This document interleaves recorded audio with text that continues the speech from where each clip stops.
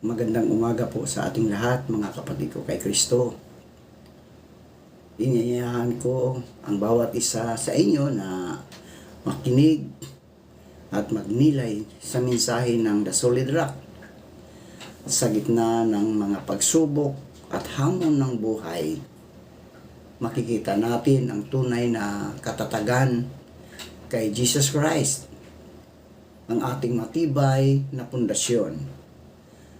Halina't buksan natin ang ating mga puso at isipan at hayaan natin ang mensaheng ito ay magbigay sa atin ng pag-asa, lakas at panibagong pananampalataya. Makinig tayo at maranasan ang kapayapaang nagmumula sa Panginoong Hesukristo.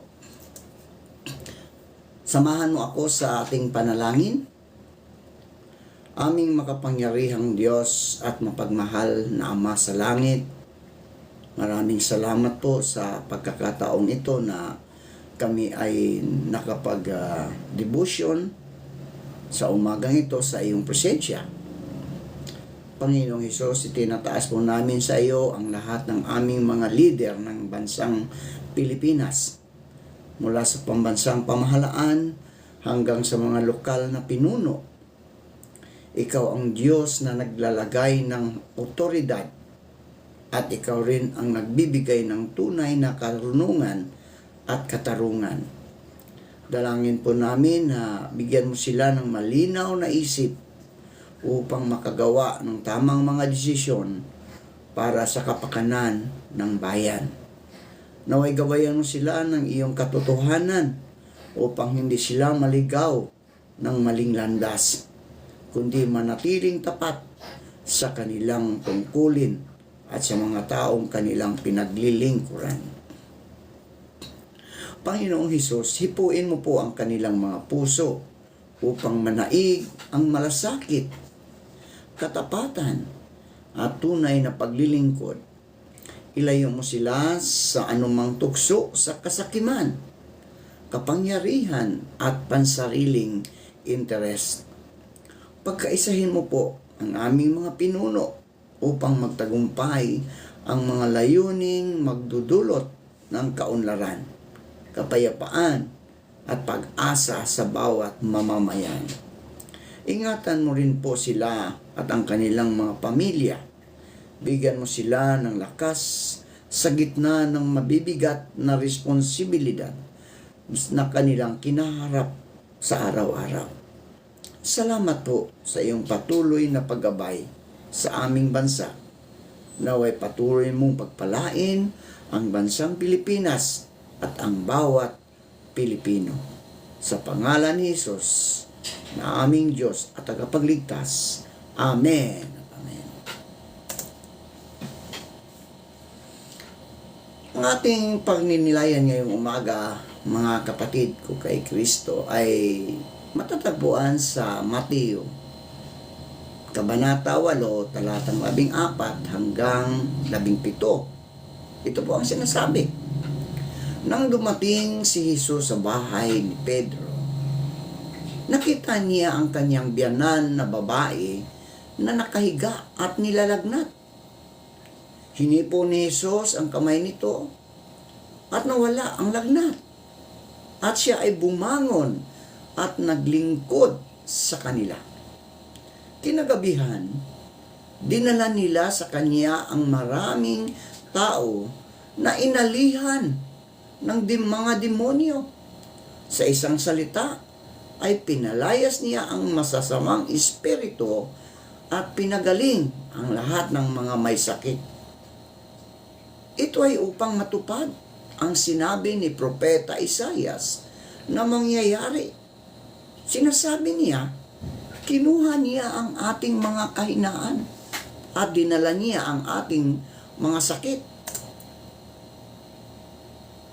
Pinagpala na po tayo sa pagkabasa at pagkarinig ng kanyang mga salita.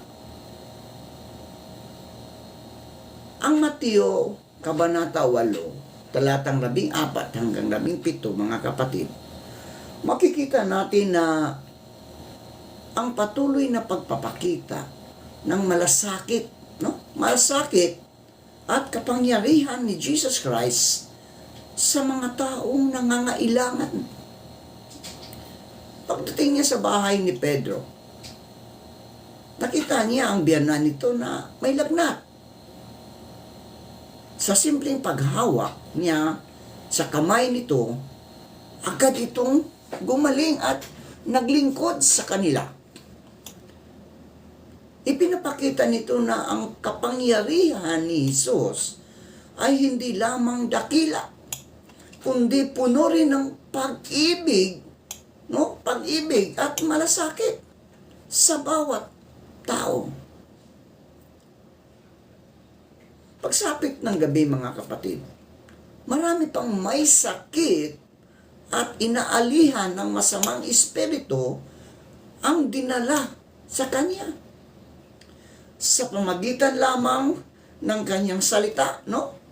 Pinalayas niya ang mga masasamang espiritu at pinagaling ang lahat ng may karamdaman. Mga kapatid ko kay Kristo, ipinapakita nito na walang limitasyon ang kanyang kapangyarihan.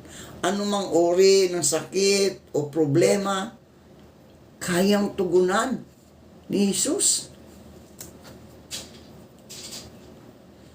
Ang bahaging ito ng Ebanghelyo, mga kapatid, ay tumutupad din sa sinabi ng propeta na siya ang nag-alis ng ating mga kahinaan at nagdala ng ating mga karamdaman. Ibig sabihin ba, mga kapatid, na hindi lamang pisikal na kagalingan ang ibinibigay ni Jesus sa atin, kundi pati ang kabuuang kagalingan ng ating pagkatao, ang katawan, isip, at ang espiritu. Mga kapatid ko sa Kristo, sa ating buhay ngayon, no? Sa ating buhay ngayon, madalas tayong napupuno ng pagod, problema, at iba't ibang karamdaman ng puso, takot, pangamba, at kawalan ng pag-asa. Ngunit, mga kapatid, ang mensahe ng Mateo, Kabanata 8, talatang 14 hanggang 17, ay malinaw. Maaari tayong lumapit kay Jesus sapagkat handa siyang hawakan ang ating buhay at pagalingin tayo. Tulad ng biyanan ni Pedro, no? Tayo rin ay tinatawag, hindi lamang tumanggap ng biyaya, kundi tumugon, no? Tumugon sa paglilingkod. Ang tunay na paggaling na nagmumula sa Diyos ay nagbubunga ng pasasalamat at paglilingkod sa iba. Sa huli, mga kapatid, ang mensaheng ito ay paanyaya sa atin na magtiwala. No? Magtiwala kay Jesus sa lahat ng aspeto ng ating mga buhay.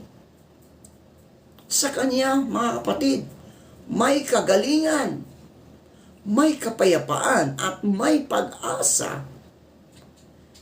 Isang buhay na binago at pinanibago ng Kanyang pagmamahal.